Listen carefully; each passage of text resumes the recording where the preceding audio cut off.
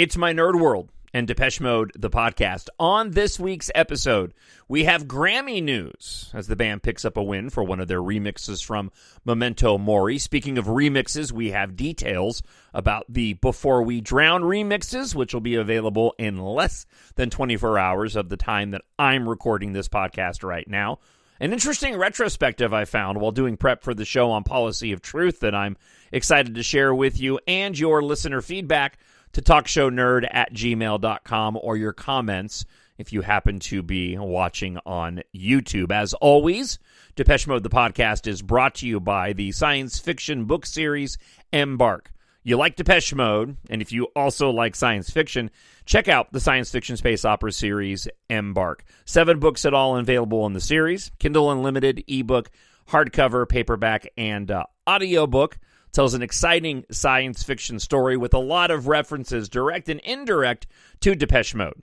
It's a mix of Fast and Furious, Star Wars, The Expanse, and Ready Player One with its pop culture references. Get more details, and I'll share more details with you at the end of this week's episode, but you can go to mynerdworld.net or just head over to amazon.com and check out EMBARK and Jon, Jon Justice. Jon Justice and EMBARK at amazon.com.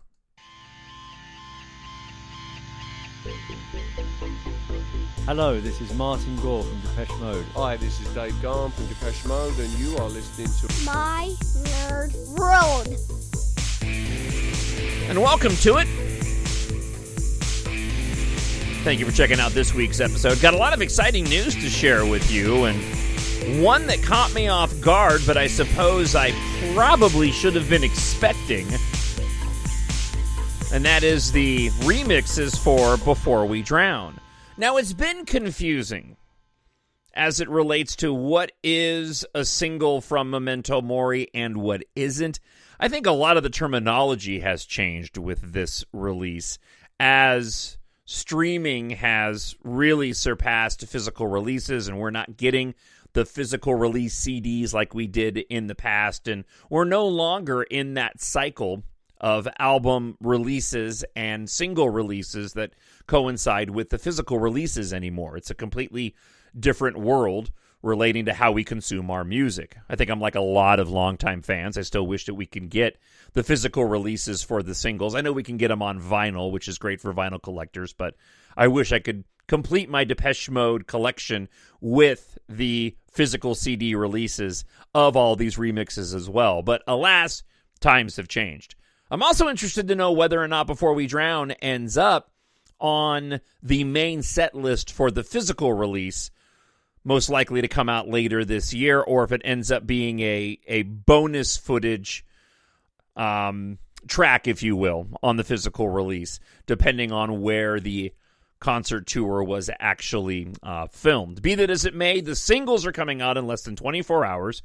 I have the remixers, and I also have the runtimes, but I have not had the opportunity to listen to the tracks yet. So on next week's episode, I'll certainly provide my review for the Before We Drown remixes. My expectation is they're probably going to follow along the same lines of what we've been getting with the previous remixes, of something more dance, electronic-based, as opposed to the extended remixes that I've talked so often about on the show that I wish we would get like we did those classic releases going back to those earlier albums.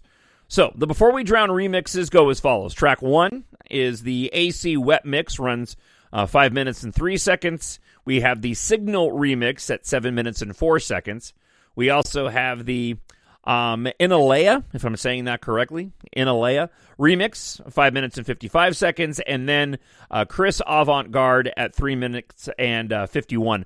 The shorter times are the ones that I always find more intriguing, at 3 minutes and 51 seconds for the Chris Avant-Garde remix, because I feel like those are probably the closest to the original source track than the ones that run longer. 5 minutes for the AC Wet Mix could be interesting, but with 7 minutes for the Signal remix and roughly 6 minutes for the Inalea remix, I imagine those will be closer to dance tracks. Now, I might have the opportunity to interview one of these remixers, and hopefully if I do, I can get that done between now and next week. And I've always been interested to interview somebody who has remixed Depeche Mode, just because I have a host of questions about how the whole process works. What form are they given the track? What kind of latitude or restrictions are there? So I believe I have an opportunity to interview one of these remixers, and if I do, I'll have details, if not the interview, for next week's episode. Now, this is not the only remix news for Depeche Mode to take place this week. Isle of Wight band Wet Leg were one of the first winners at the 2024 Grammy Awards pre-telecast ceremony that took place last week. The 66th annual ceremony being held at Crypto.com Arena in Los Angeles. Billie Eilish, Kylie Minogue were among the first music stars to win prizes, along with the island band Wet Leg. The band, fronted by Rhiannon Teasdale and Hester Chambers, won in the remixed recording category for Wagging Tongue Wet Leg Remix, Wet Leg remixers of Depeche Mode. And it's probably one of my favorite of the Wagging Tongue remixes, but I often wonder, when it comes to selecting a remix to win a Grammy, that is also an interview that I would like to have with somebody who is able to vote, especially in that category, because remixes are so varied. How does one decide, or how do you, as the Grammys, come to a consensus on which remix is the best one?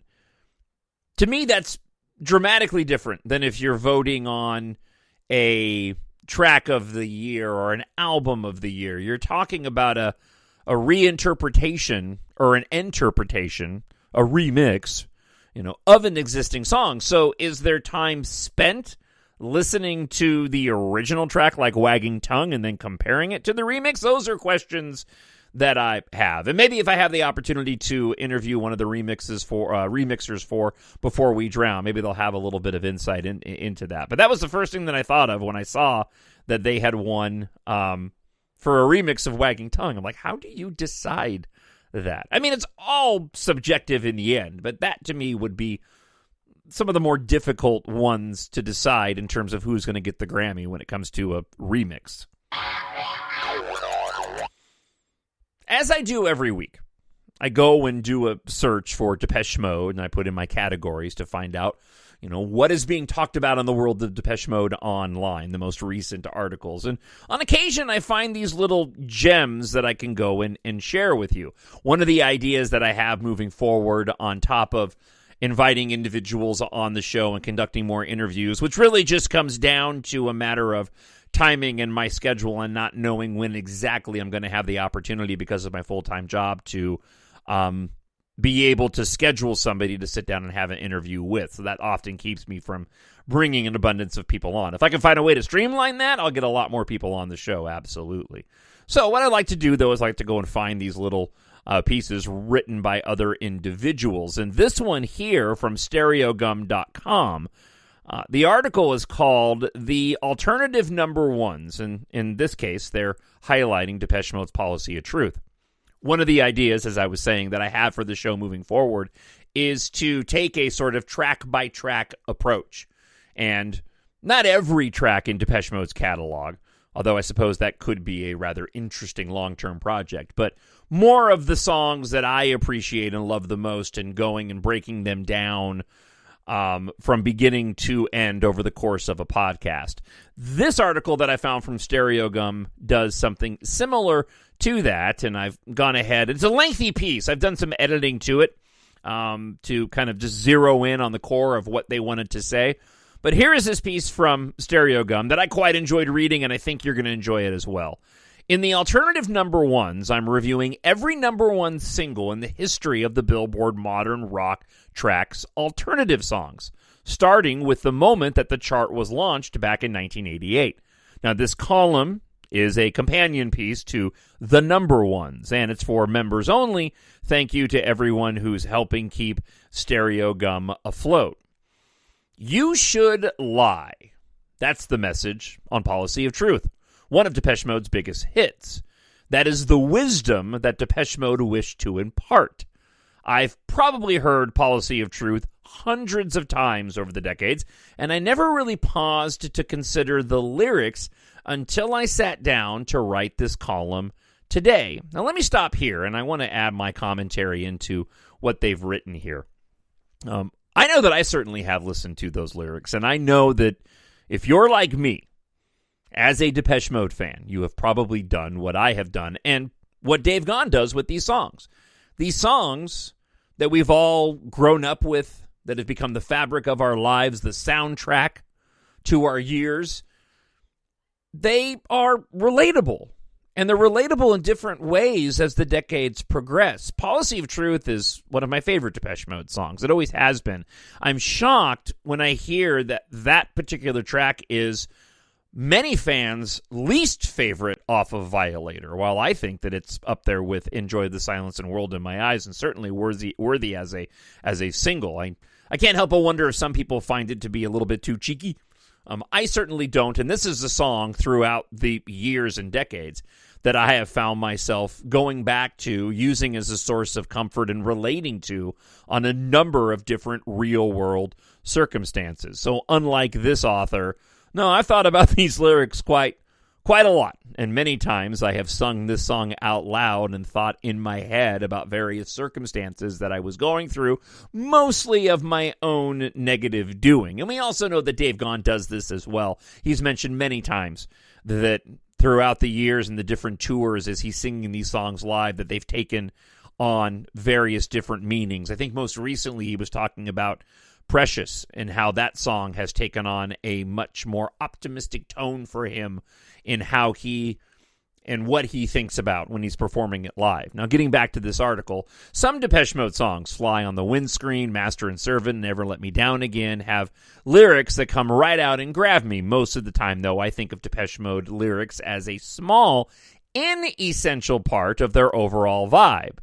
Well, this is where I'm going to depart with the author once again and say that the lyrics are in no way a small, inessential part. They are a main part of their songs, in my opinion. That's the strength of Martin Gore's writing, in my view, is that you could actually read the lyrics on a sheet of paper and draw something from it emotionally, almost like poetry, in as much as you could do the same thing when listening to the song with the lyrics being sung by Martin or Dave. Back to the piece. The words are just sounds that Dave makes with his mouth, which is why Depeche Mode can get away with occasional clunkiness as on People Are People. I have sung along to Policy of Truth many times, the author says, without pausing to consider what those words mean, but there it is. You should lie. This is not a hidden subtext, they write.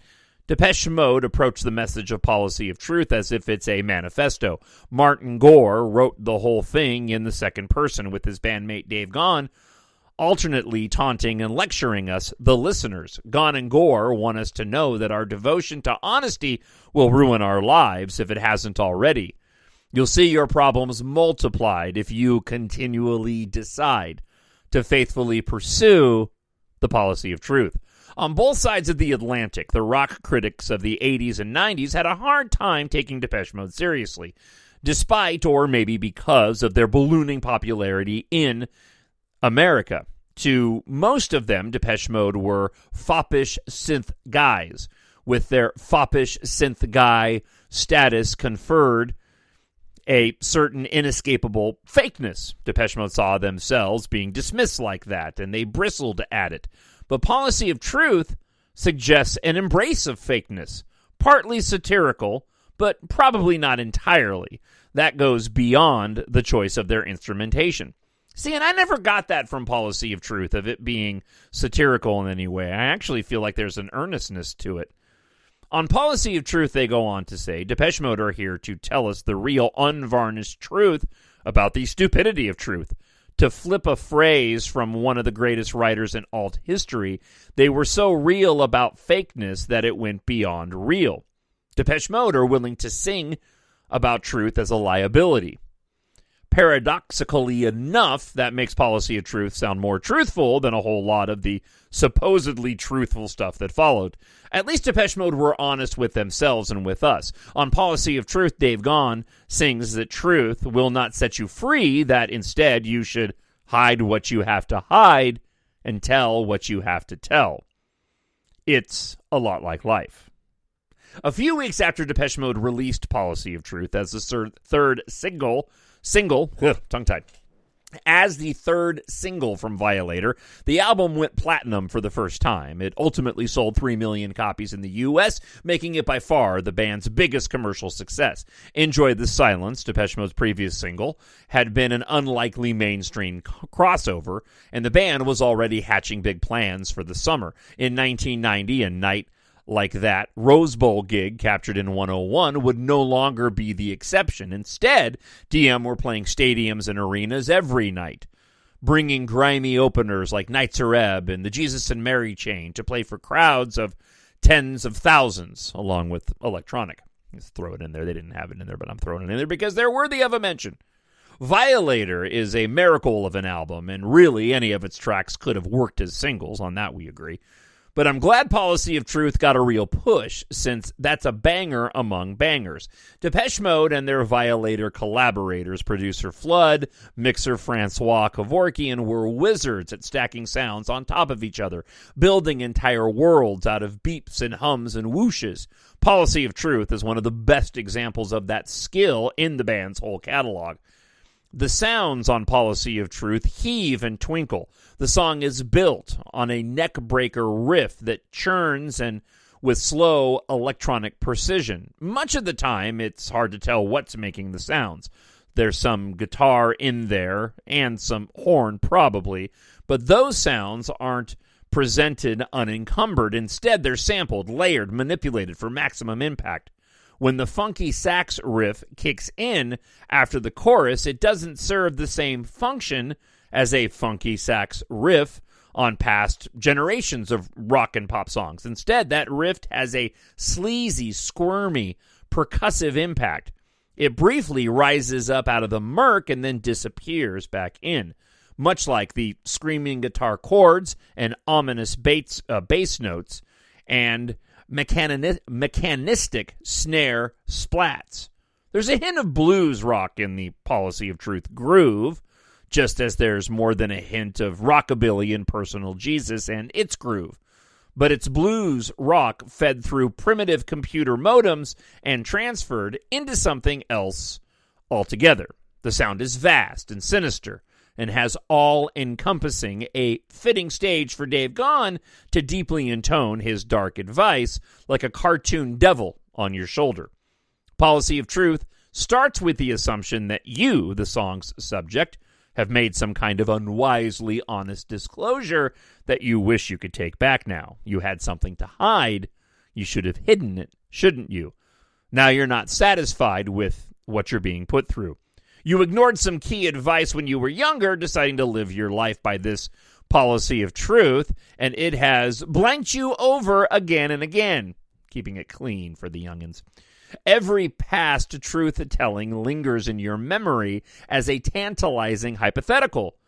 You will always wonder how it could have been if you'd only lied.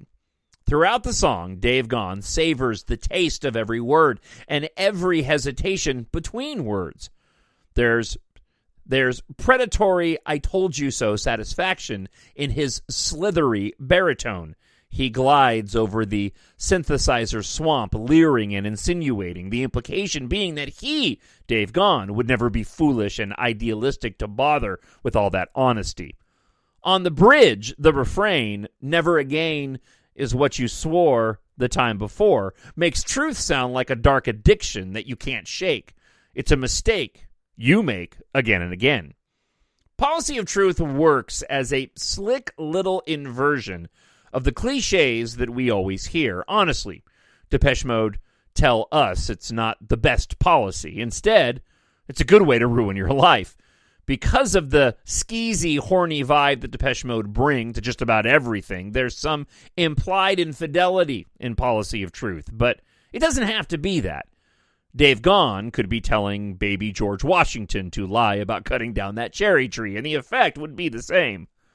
The Policy of Truth video from regular Depeche Mode collaborator Anton Corbijn mostly lets go of this narrative. There's some stuff about Dave Gahan and a girl, so maybe the implication is that he's singing Policy of Truth to himself and that he's the one who ruined things through honesty. Mostly, though, it's Depeche Mode, shot in grainy black and white and neon noir color, creeping through New York looking perilously cool and slightly dangerous. There's a bit of cruising leather bar vibes to the clip's aesthetic, which I suppose hints at a different kind of self-preservation through withholding truth. Policy of Truth wasn't as big a crossover smash as Enjoy the Silence, its immediate predecessor, and it doesn't have nearly as many streams today, but Policy of Truth was a legit crossover hit that went far beyond alt-rock radio. On the Hot 100, Policy of Truth eventually slid to number 15, one spot higher than it went on the British singles chart. As far as I can tell, that's the only time that a Depeche Mode single was a bigger hit in the US than in the UK, which only goes to illustrate how, that unlikely moment when Middle America embraced these guys. Policy of Truth wasn't the last single on Violator. Depeche Mode followed that one with the great album opener of World in My Eyes, which still had enough juice to reach number 17 on the Modern Rock chart and number 52 on the Hot 100. Depeche Mode took some time off after they finished with Violator and the album cycle and then came back with their next album. An American alt-rock zeitgeist had changed in some radical ways, but Depeche Mode changed too. And they still had a very serious audience over here. We'll see them in this column again. This piece was much longer than that, and I would encourage you, if you enjoyed what I read, that you would go and check it out again. This is available on Stereo Gum, the alternative number ones, as they went and chronicled Depeche Mode's Policy of Truth. As always, I love to hear from you and your comments. TalkShowNerd@gmail.com, or if you happen to be listening, watching on YouTube, you can go and leave a comment there as well.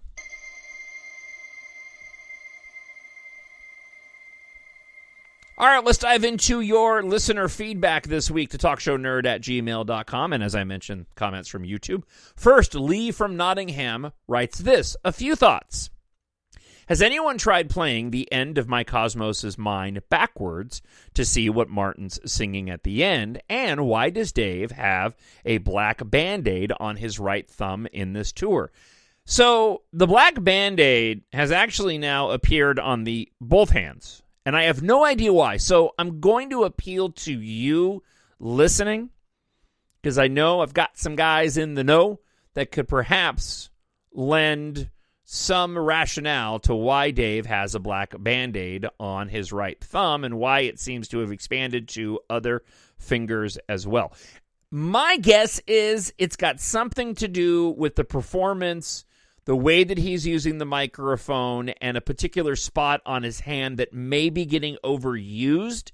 So as a precaution, he is guarding his hand and wrapping it, much like somebody would when you get on a new pair of shoes and they're rubbing the wrong way. You got to put a Band-Aid there before your shoes break in. I'm wondering if there's something about the mic stand, microphone placement, and the amount of time he's spending on the tour that is causing certain spots on his hand to chafe. That's my guess, but if you got a better answer or the answer, please, TalkShowNerd@gmail.com.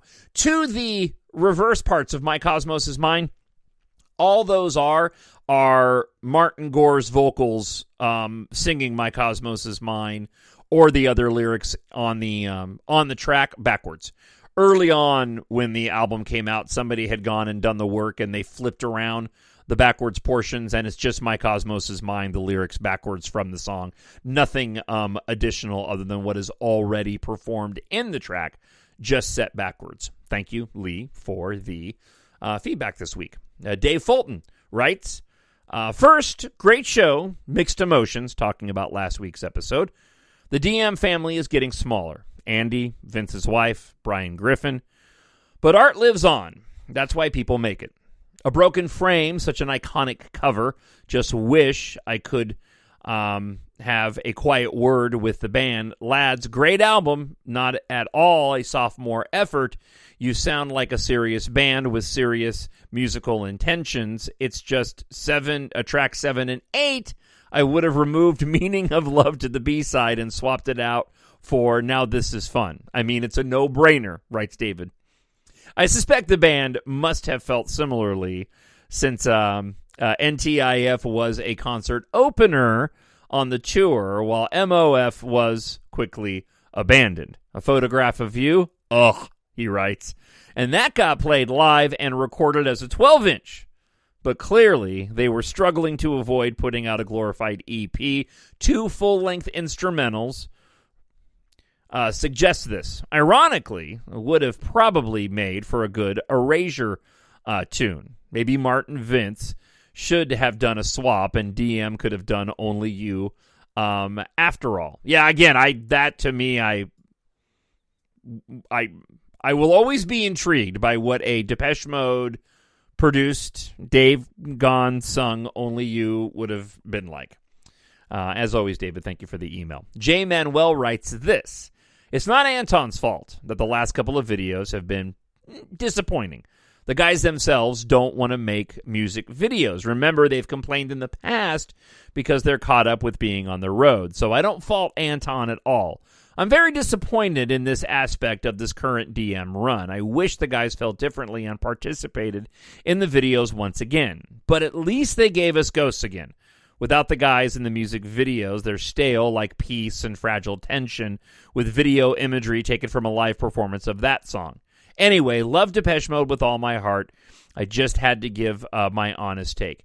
Yeah, and listen, there's truth in what you're saying. I know that the band showed up briefly in the Wagging Tongue video. Ghosts Again is the standout video from the videos released from this album. I also understand why the band is, Dave and Martin specifically, right? Why they are shying away from getting more heavily involved in these visuals.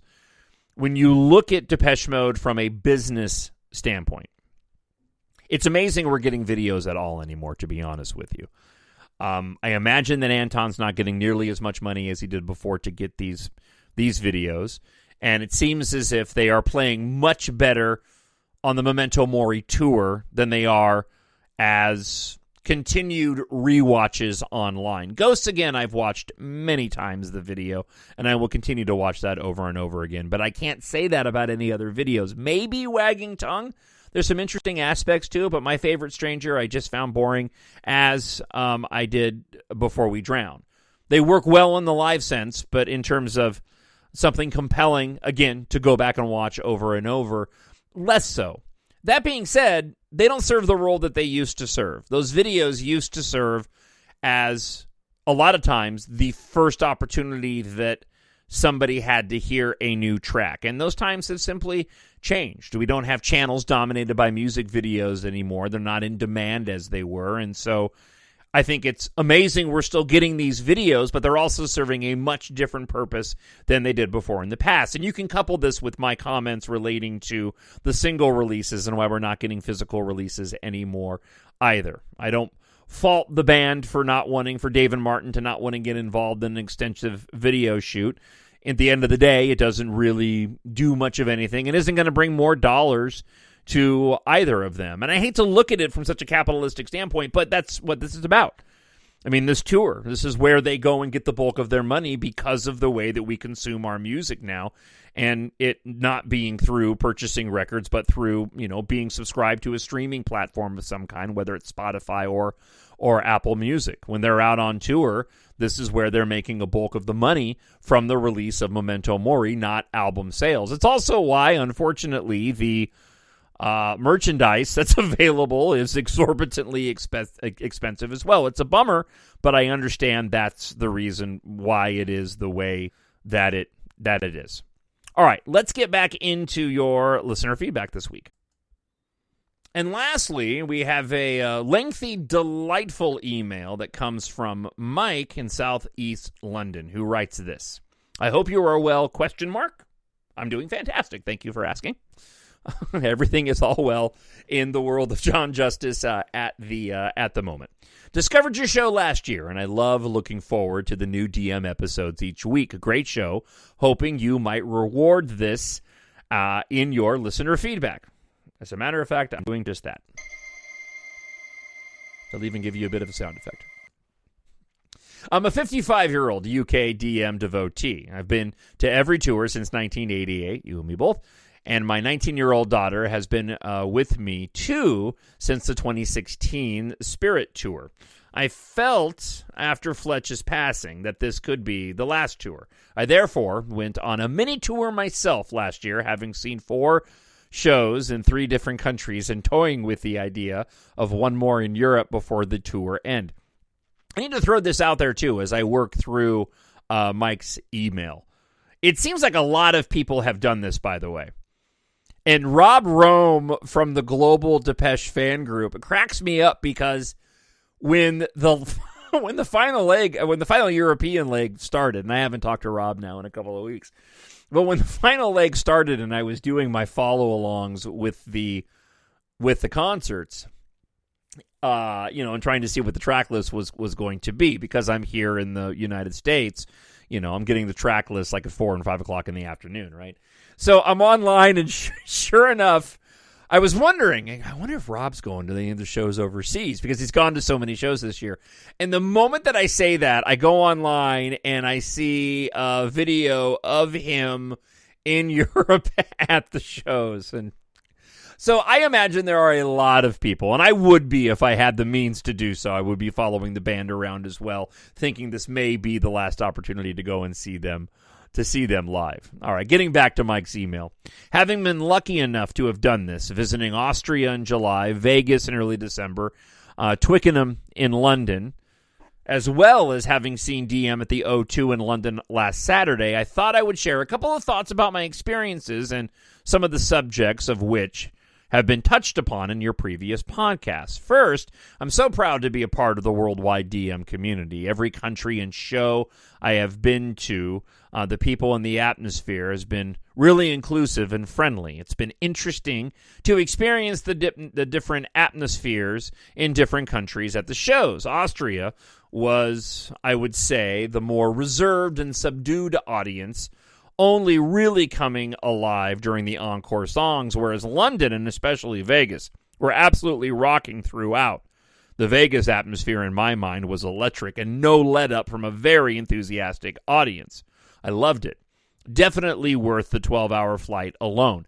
DM performances have been great and very consistent at every show. The voices of Dave and Martin don't seem to have faded at all over such a long tour. Seeing Before We Drown performed and the new video as well as Behind the Wheel last week at O2 was also a pleasant surprise, especially the use of the official Behind the Wheel video took me right back to the 80s.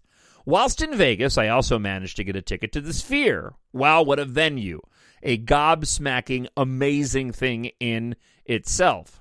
I saw U2 perform the day after seeing Depeche Mode. I couldn't help but compare my two experiences. Whilst U2 were good, and the show in the Sphere was jaw-dropping at times with the graphics and projections, I couldn't help but feel that DM gave a much more honest and energetic performance. More sincere, in particular when Bono decided that some of the band needed a break about an hour in so he could chat about whatever to the audience. I don't ever see Dave and Martin stopping during their 2-hour set, apart from Martin's solos, or to use time to chat.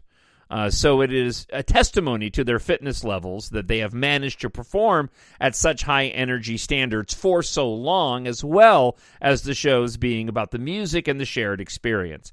I really hope that this is not the start of the end of Depeche Mode, as I feel they've got a lot more to give in performances and creating new music. They have, for me, like many other people, been the soundtrack to my life, the highs and the lows. Yeah, for me as well, man. For me as well.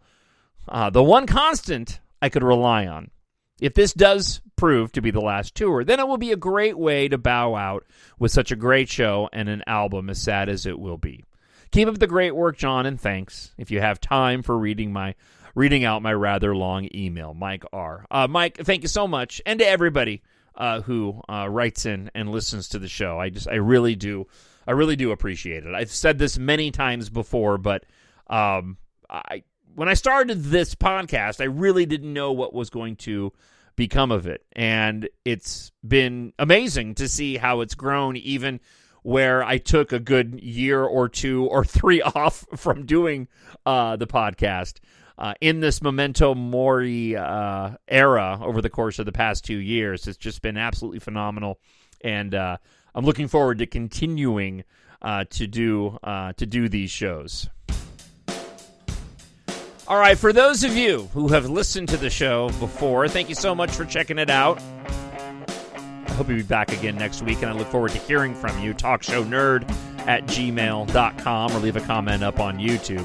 As I mentioned at the start of the show, if you are a newer listener to the show, I'm a talk show host. That's my first full-time job. I'm a Depeche Mode fan, but I'm also a science fiction and Star Wars nut. I have a separate My Nerd World podcast devoted specifically to Star Wars, and so if you happen to like Star Wars and you happen to like this podcast, be sure to check out my Star Wars podcast, My Nerd World, a Star Wars show. You can find it on whatever platform you listen to your podcasts on. I'm also an author. I've written a 7-book science fiction series set in the future where air and space flight culture has replaced car culture. As I mentioned at the start of the show, it is inspired in part by Depeche Mode. Life in the so-called space age, the world we live in, and life in general, Depeche Mode plays a large part in the underlying themes of the story, and the main character, the protagonist himself, is a massive Depeche Mode fan at a time in the future, 2172, when the music of the 80s through the 2000s is nostalgic and popular among the characters of the story. They do feature references to Depeche Mode, both direct and indirect, while telling an exciting science fiction space opera saga. After Earth faces its end, follow pilots, Taft, Katha, and their crew on a journey of survival across the galaxy as they fight for their future among the stars. It is a fast-paced and action-packed space opera adventure. Book 1, available in ebook right now for just 99 cents, and you can actually get the entire 7-book series in ebook at a discounted price as well. So, if you like Depeche Mode and science fiction, and you like a little romance, a lot of action and cool tech, along with compelling characters and an emotional core centered in the story, EMBARK is perfect for you. It's written for adults, but it is great for ages 11 plus in terms of content. Nothing explicit, no language or anything like that. Think Star Wars in terms of the action and content. Buy EMBARK Book 1 today. Again, available in ebook, Kindle Unlimited, hardcover, paperback, and audiobook on Amazon.com or mynerdworld.net. You can also purchase hardcover and paperbacks of any of the books in the series directly from me. So if you're interested in picking up Book 1 in hardcover or paperback, just drop me an email, talkshownerd@gmail.com. You can get them at a discounted rate and at a dramatically reduced shipping rate as well. I'll sign them for free, and I usually get them out in the mail within like a week or so. So drop me an email, talkshownerd@gmail.com, or just head on over to Amazon or mynerdworld.net. Thank you so much for checking out the episode. I hope wherever you are happy, you are healthy, and you are safe. And I'll talk to you again next week. Bye. Hello,